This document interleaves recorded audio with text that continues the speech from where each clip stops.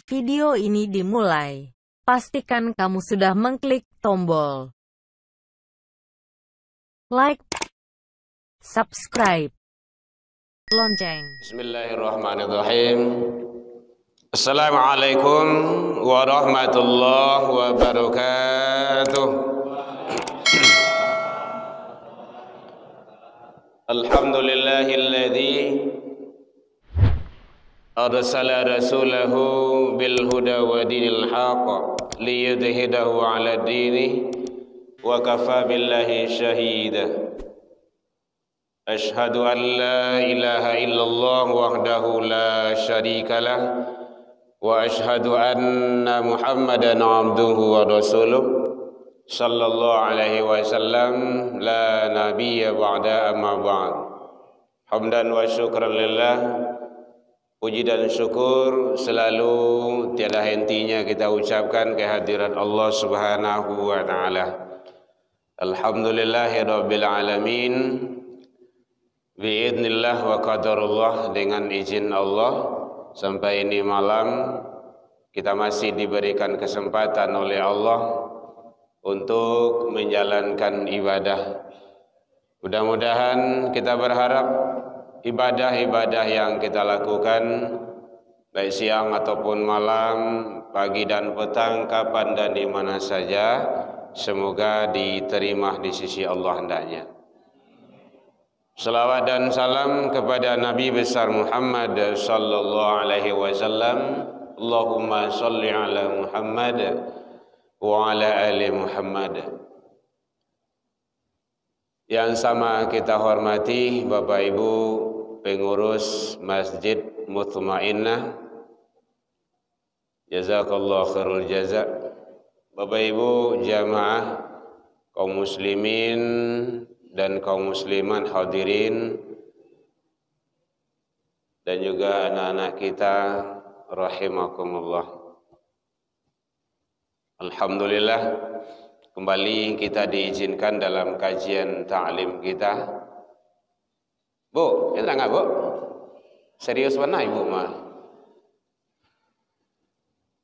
Kembali kita diizinkan Allah, mudah-mudahan setiap yang kita lakukan kita berharap bernilai ibadah di sisi Allah hendaknya. Setiap, karena ibadah itu ada ibadah mahdho dan ada ibadah ghairu mahdho. Ada yang ibadah itu sudah tertata rapi rukun dan syaratnya. Ada juga ibadah tersebut lepas tetapi bernilai ibadah. Duduk, berjalan, siklus dalam kehidupan sosial kita. Mudah-mudahan semua itu kita raih dalam rangka mengharap ridha Allah Subhanahu wa taala. Alhamdulillah, mutmainnah semakin hari semakin hebat. Mudah-mudahan kita istiqomah, dan harus istiqomah kita. Mas Haji ranca isinya tidak ada kan rugi. Buat apa masjid bagus kalau tidak ada isinya? Jadi tugas pengurus itu bari sebenarnya itu. Di samping pembangunan fisik, mental spiritual juga dipikirkan, yang akan mengisi, yang akan mengunyinya. Mudah-mudahan kita selalu istiqomah, sholat berjamaah, kajian-kajian keilmuan, jumatan, apa saja kegiatan-kegiatan sifatnya keagamaan itu sebaiknya bawa ke masjid. Mungkin ada wirid remaja, anak-anak, pengkaderan, dan lain-lainnya. Mudah-mudahan kita istiqomah selalu. Bapak Ibu hadirin kaum muslimin rahimakumullah.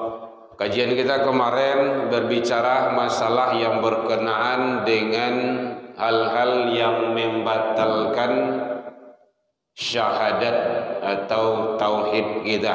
Jadi itu perlu dijaga.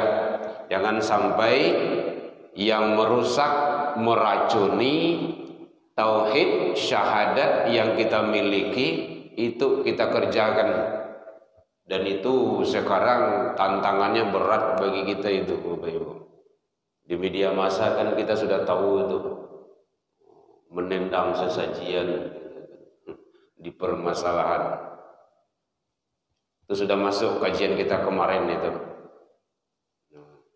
Kan sudah kita masukkan ke YouTube itu.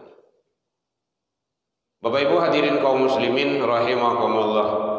Jadi hal-hal yang membuat ibadah kita terutama yaitunya syahadat yang merusak yaitunya syirik. Syirik itu mempersekutukan Allah dengan sesuatu. Ada terbagi dua, syirik besar dan syirik kecil.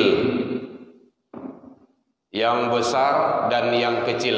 Kalau yang besar, yang gadangnya jaleh-jaleh jelas-jelas menghambakan diri selain kepada Allah. Di samping dia murtad, dia syirik. Murtad itu pindah agama, setidaknya murtad i'tiqad. Ingat kawasan kita tauhid sekarang. Murtad i'tiqad itu lain di mulut, lain di hati. Nah, tuh. I'tiqad tuh hati kecil kita. Lidah hawa lain membaca dua kalimat syahadat, tapi hati hawa berkata, nah, gitu. Itu namanya lain di mulut, lain di hati itu.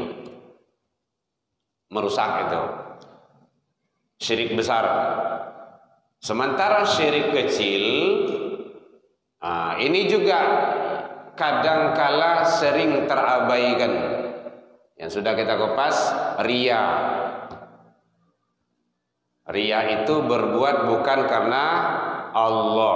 Maka berlomba-lombalah membangun masjid, tetapi tulus ikhlas karena Allah Subhanahu wa ta'ala. Bersumpah menyebut nama selain dari nama Allah. Itu sudah kita uraikan itu. Ini kan evaluasi, review ulangnya. Menyembelih binatang di kuburan para wali, orang-orang karomah, orang-orang karamai kalau di kampung itu. Itu bahagian dari syirik. Tidak boleh menyebut, apalagi kalau menyebut nama yang lain. Makanya salah satu syarat menyembelih itu menyebut nama Allah. Ntar lagi kita kan Idul Adha itu Bismillah itu setidaknya. La'ana Rasulullah man zabaha li ghairillah. Rasul melaknat, Allah melaknat siapa yang menyembelih bukan karena Allah. Ada yang tanya Bu? Boleh. Termasuk juga tawaf di kuburan para wali, orang-orang soleh. Tidak boleh mengelilingi. Antapo yang dibaca tidak tahulah kita. Yang tawaf itu hanya di Ka'bah. Di Madinah juga tidak ada tawaf. Kan 3 masjid yang istimewa itu, Masjidil Haram, Masjidil Aqsa, dan Masjid Nabawi. Masjidku ini kata Rasul.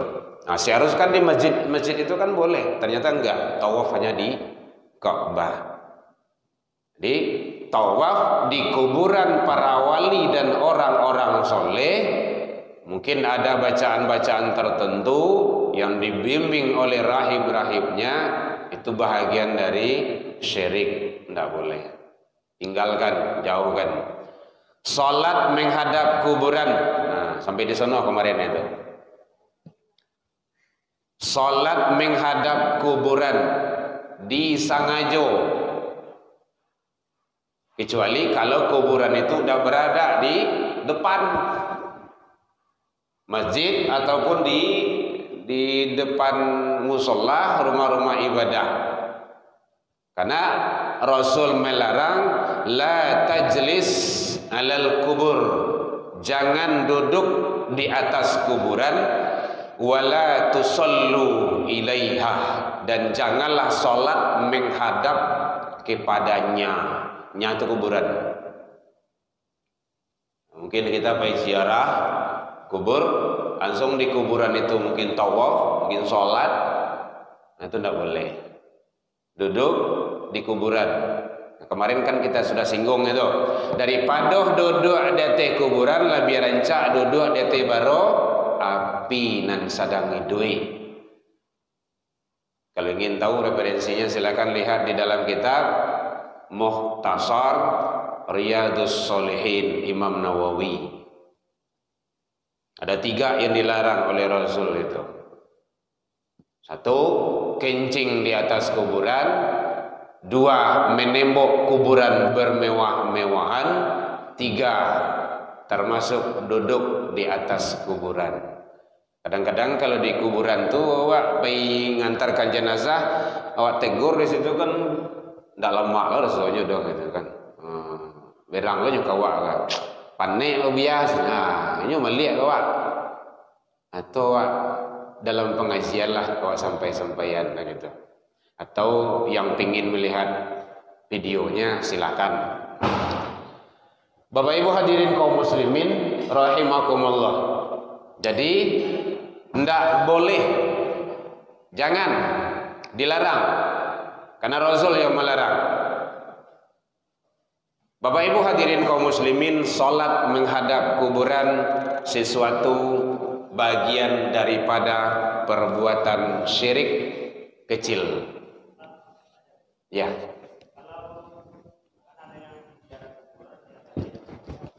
Ziarah kubur, baca Yasin, terus hukumnya ya, kalau hukumannya nanti pinjaro kayak gitu kan. Ya, Bapak Ibu hadirin kaum muslimin, syarat membaca Al-Quran lari kepada adab. Nah gitu, adab membaca Al-Quran. 1, berwuduk. 2, nah itu suci gitu kan, suci. Nah, kalau sebaiknya menghadap kiblat di tempat yang suci. Nah, di kuburan itu sebenarnya membaca Al-Quran di kuburan itu tidak mesti. Tidak ada hukum wajibnya. Mungkin Bapak Ibu yang sudah pernah haji dan umroh, berdoa di kubur Rasul, di makam Rasul, kita dilarang. Hajj, ukhruj, keluar. Tidak boleh. Yang boleh apa? Assalamu alayka ya Rasulullah, Assalamu alayka ya Habibullah, Assalamu alayka ya Rasulullah. Berdoa tidak boleh. Artinya apa? Bahwa berdoa hanya kepada Allah. Al-Quran bahagian dari doa. Jadi sebenarnya membaca Al-Quran di kuburan itu adalah suatu kebiasaan dan tradisi yang kalau dirunut kepada dalil-dalil ketentuan yang menjelaskan itu tidak disyariatkan. Oh, kalau pingin awak kan, ya kan tidak harus di kuburan, di mana saja boleh. Catatannya suci, bersih. Lebih baik di masjid. Kita ingin apa? Ingin pahala, ingin fadillah, ingin keutamaannya, keutamaan baca Al-Quran. Boleh di mana saja, yang penting suci. Tidak harus di kuburan. Kadang-kadang kan kotoran-kotoran binatang kan ada di kuburan itu. Nah, jadi supaya kita tidak terjebak ke dalam kesyirikan, kesalahan di dalam beribadah, beramal, maka tidak mesti. Oh, kalau ingin baca juga, ya bacalah yang hafal bagi kita saja. Tetapi hukum wajibnya atau melaksanakan kegiatan yang seperti itu, kadang-kadang kan biasanya menjelang apa tuh? Menjelang rayu, bukan? Menjelang puasa. Nah, Menjelang puasa tuh ramai tuh kuburan barasi, baca yasin, baca Al-Quran. Nah, sebenarnya ziarah kubur tidak harus menjelang Ramadan. Kapan saja boleh. Boleh kapan saja. Nah, kadang awak kan itu ya bisa saja mungkin enggak sempat, kesibukan karajo dan banyak macam lah artinya. Akhirnya ramailah di menjelang Ramadan itu. Tapi hukum wajibnya tidak ada ya Bapak Ibu ya. Kalau lari kepada hukum. Kalau lari kepada pahala atau tidaknya, selagi kita dalam keadaan bersih, suci, menjaga adab, insyaallah. Itu niat kita lagi itu. Tetapi tuntunan harus di kuburan, nah itu salah kita itu. Enggak lagi. Baguslah membaca Al-Quran di masjid, di musola, kalau enggak siap-siap sholat, nah gitu. Atau yang hafal bagi kita boleh. Nah, gitu. Jadi yang penting kita jangan terjebak kepada ritual yang seandainya menyalahi aturan syariat. Nah, itu yang penting kita hati-hati saja. Ya gitu. Kalau kita tidak baca Al-Quran, tidak apa-apa. Tidak ada dosanya. Bu ya. Ada yang ditanya masih ragu Bu? Boleh? Nah, jadi kalau mau baca ya silakan. Tetapi hukum wajibnya tidak ada. Kalau lari, hukum itu kan ada wajib. Bahkan kalau seandainya memang tempatnya kotor, jatuh kepada haram jadinya, terlarang. Nah, gitu. Yang penting kita tidak menyalahi aturan saja. Karena Al-Quran itu kan kitab suci. Dibaca harus di tempat yang suci. Kalam suci. Kalamullah. Kalam itu artinya ucapan. Kalamullah, kalam suci. Nah, maka jangan sampai kita mengotorinya. Kalau Al-Quran itu kita muliakan,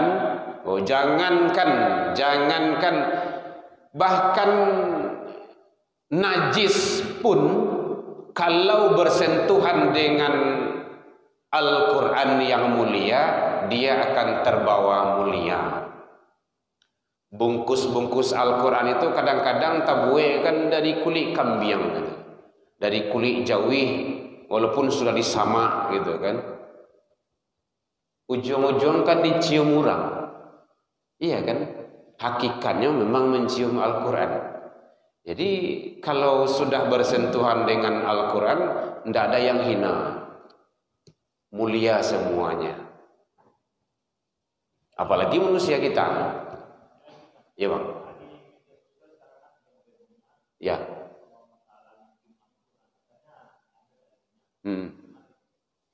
Udah Bang? Nah. Ya. Begitu. Ya. Baik. Yang penting sebenarnya begini. Kita tidak berkutat dalam hal sifatnya yang khilafiyah.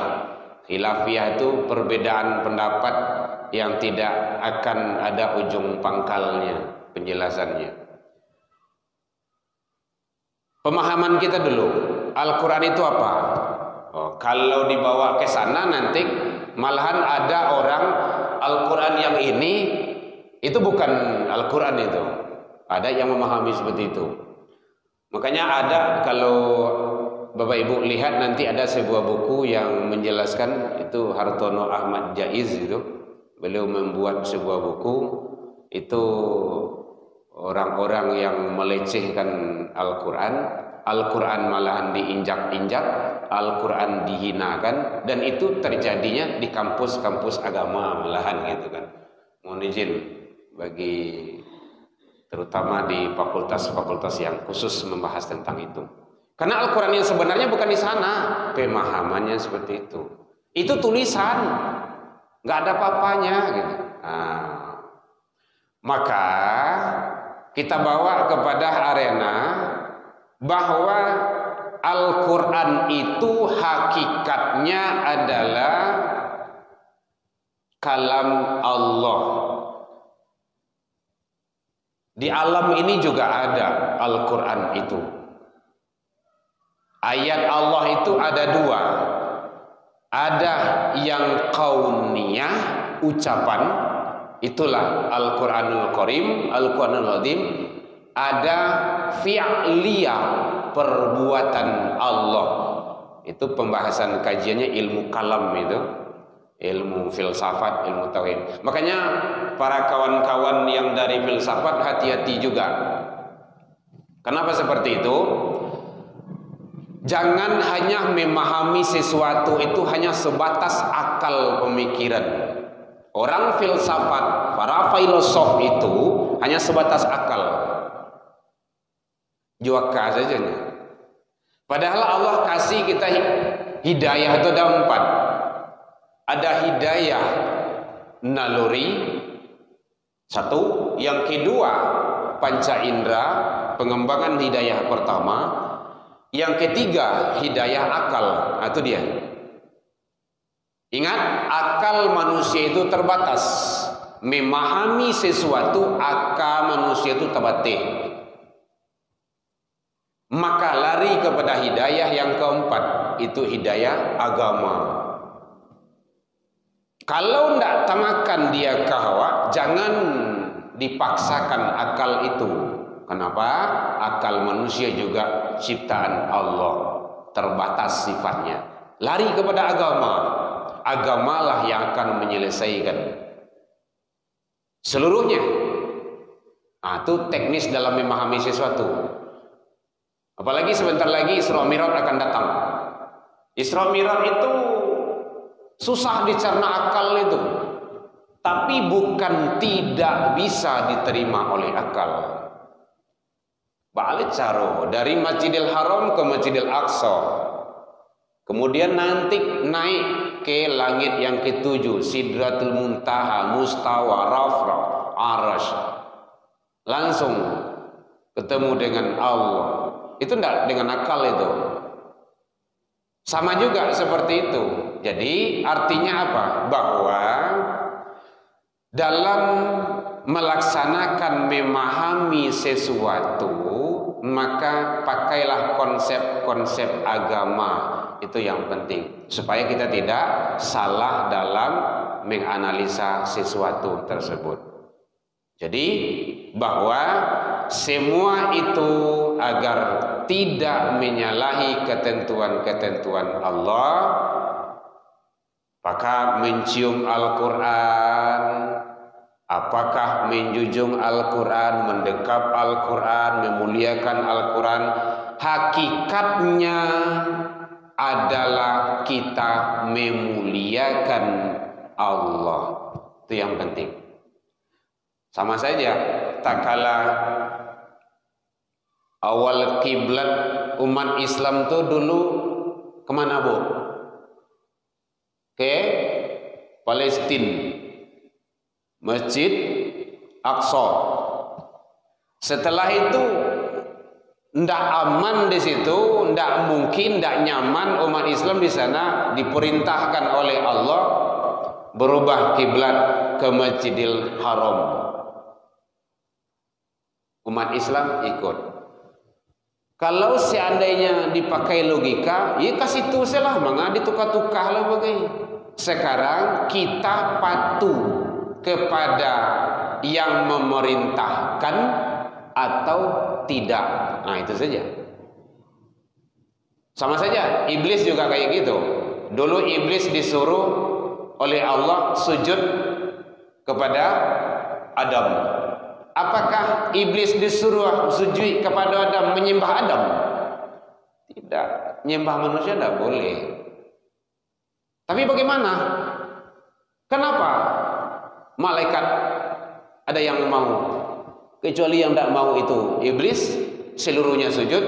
Wa idh qulna lil malaikati isjudu li Adam fasajadu. Tak kala Allah menyampaikan malaikat-malaikat untuk sujud kepada Adam, semuanya sujud. illa iblis, kecuali iblis. Kenapa? Iblis pakai logika berpikir. Ndak mungkin, masa kami sujud kepada Adam? Kepatang saja baru tuh.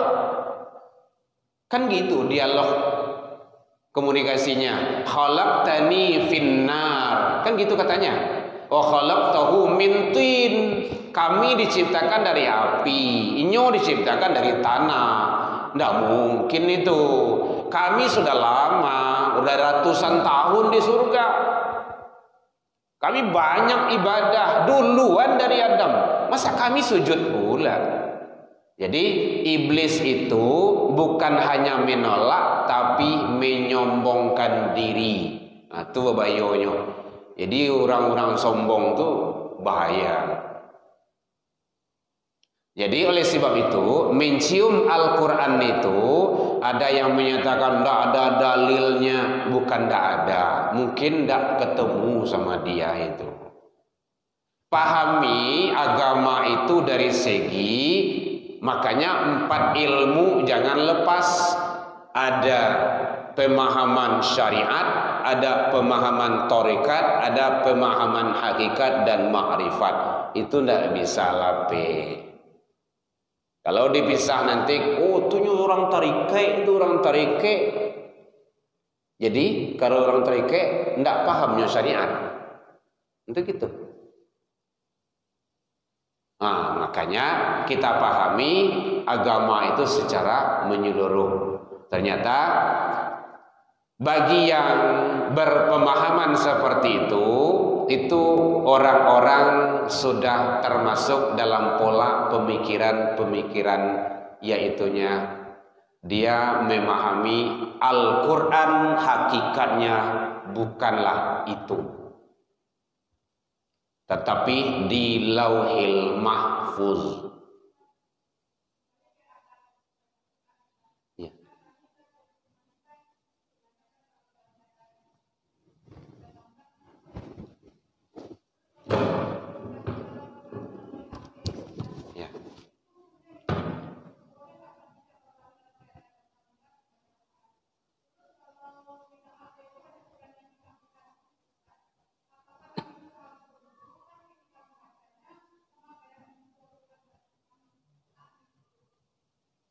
Udah, Bu? Baik, makasih Ibu. Yang tadi udah, Bang? Oh ya. Masalah adabul Al-Quran, adab membaca Al-Quran. Nah, kalau kita di rumah tahfiz itu kita pajang, itu kita pampang, ada 13, ada beberapa itu. Salah satunya adalah menjaga wudhu, toharah, bersih, suci. Sekarang bagaimana bagi kaum wanita yang berhadas atau halangan menstruasi? Di dalam ilmu fikih, itu larinya kepada hukum fikih, orang-orang yang dilarang dalam berhadas besar: 1, sholat; 2, puasa; 3, tawaf. Tawaf tidak boleh.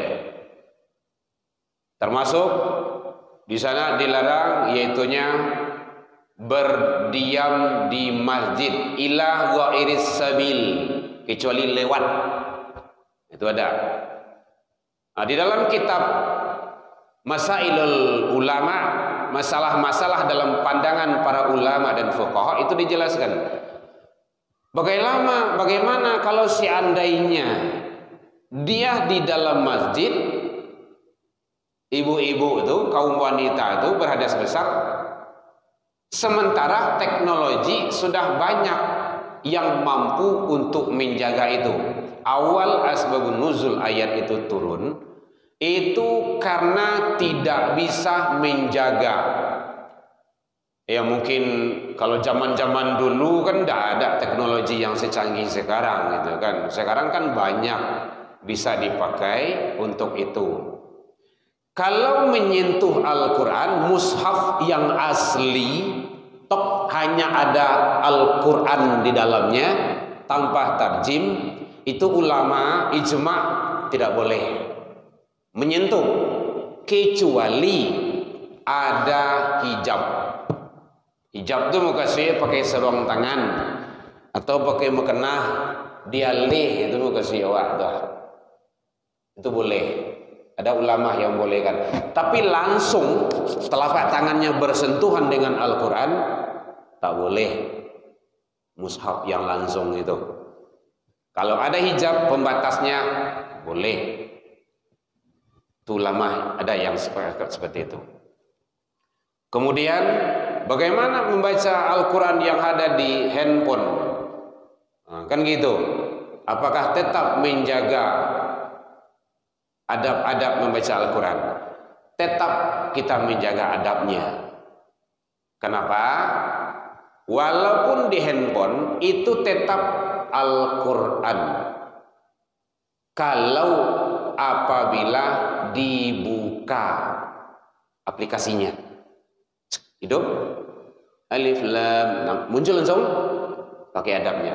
Tapi kalau tak kalah dimatikan, maka itu bahagian dari teknologi, tidak ada masalah. Nah, gitu. Karena dia otomatis sudah mengadakan perubahan alamiah dengan mesin teknologi. Tapi kalau mushaf yang asli tidak boleh, harus toharah. Karena biasanya di sini itu ada tertulis itu la yamussuhu ilal mutahharun. Dekat-dekat Al-Quran biasanya tertulis di sininya itu la yamussuhu ilal mutahharun. Apa artinya? Tidak boleh disentuh ini Al-Quran kecuali bagi yang suci.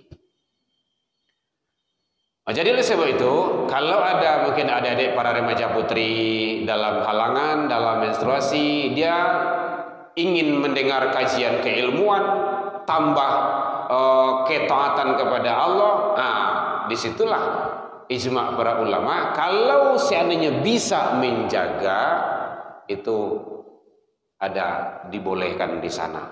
Tapi kalau tidak boleh, di luar saja. Iya Pak.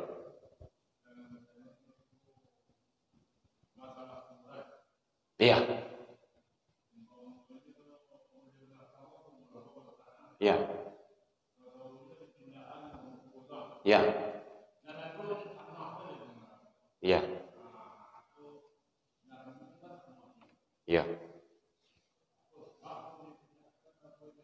Oh gitu. Baik, Bapak Ibu hadirin, sebenarnya kuburan itu tempat sementara. Makanya di Baki itu ndak ada kuburan yang pakai mejan. Hanya tak cik situ di kepala. Tanah sebaranggo mesti itu tah. Kenapa? Bebas semuanya. Awak kan banyak meja-meja apa kini itu, keramik itu tuh. Sebenarnya tidak ada. Jadi itu tidak disyariatkan. Nah sekarang karena itu sudah menjadi kebiasaan bagi kita, kok tando kok mau orang gai embo, mama, papa gitu kan. Kalau tidak tahu doh, kamaka dicali, kamaka kuburan beliau, kamaka ziarah gitu kan. Orang-orang di situ, kalau di sana bukan hampir ya, setiap sholat sesudah sholat 5 waktu itu sholat goib, sholat jenazah. Tak kaji dulu tuh sholat orang ya, kira sholat gaib.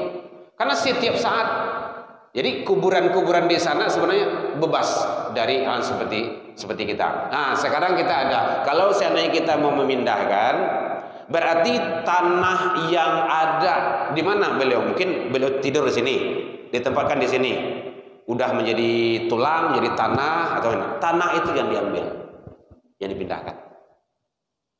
Nah gitu. Jadi makanya menggali kuburan itu kan ada liang lahatnya. Jadi kalau menandai abang-abang, kalau nanti di kuburan nanti menandai kuburan tuh, ini kan lubang lapeh kah? Lubang lapeh. Asalnya geser kamari. Karena liang lahat dijorokkan. Nah gitu, ditandai siko. Kalau di siko berarti lubang nantakali tadi itu. Beliau tidak kubur di sana, tapi geser ke sininya. Geser ke depan sedikit. Nah gitu. Yang rumah sudah itu muka suih. Nah, jadi kalau ingin memindahkan, ada memindahkan kita, berarti tanah yang pas di lahat itu beliau sudah menjadi tanah, udah kembali kepada tanah, mungkin udah puluhan tahun beliau wafat, orang tua kita pindahkan. Tanah yang di lahat itu yang kita pindahkan. Nah gitu, bukan tanah yang lainnya.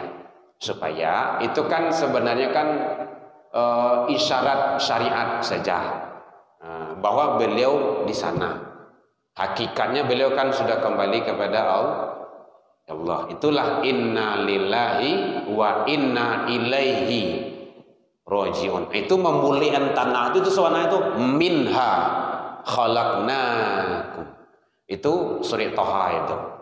Wa fiha nu'idukum wa minha nukhrijukum taratan ukhra. Kan tiga, sunnah itu tiga sebenarnya.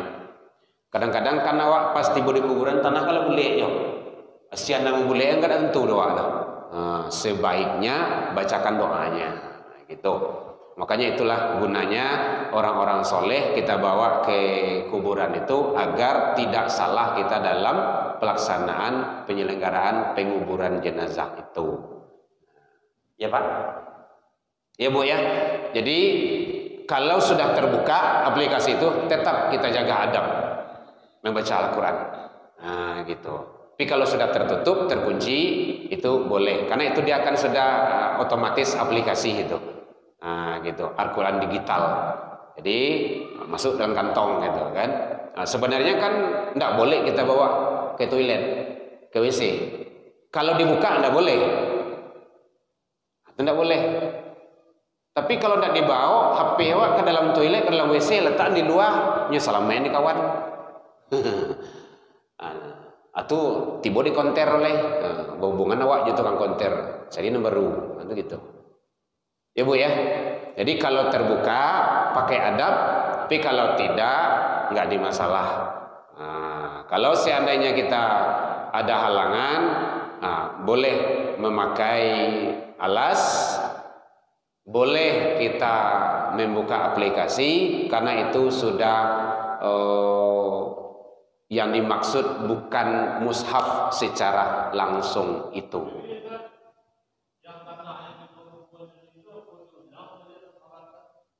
Enggak.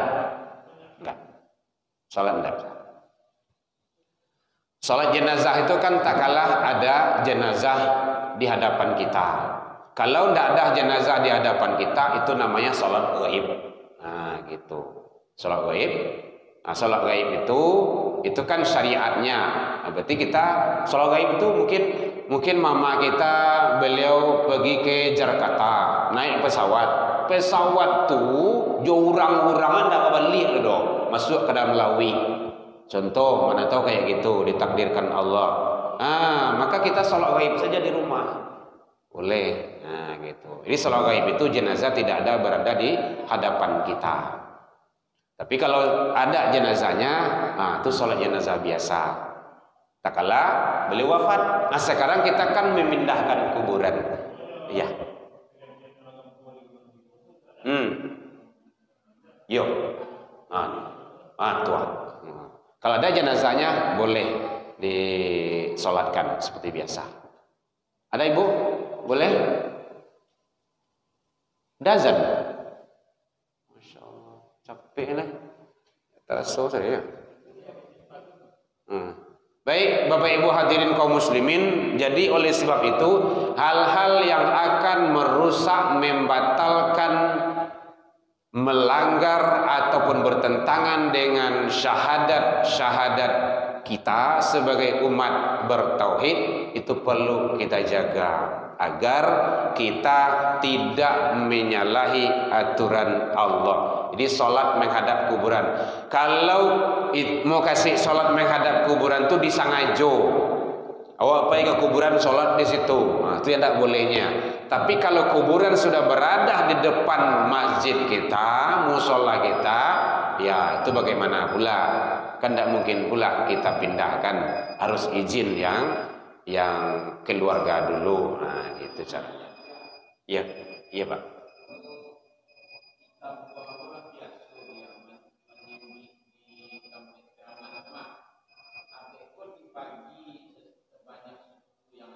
Mana namanya?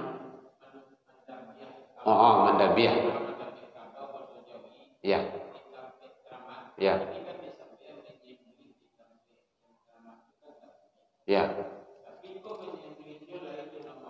Nah,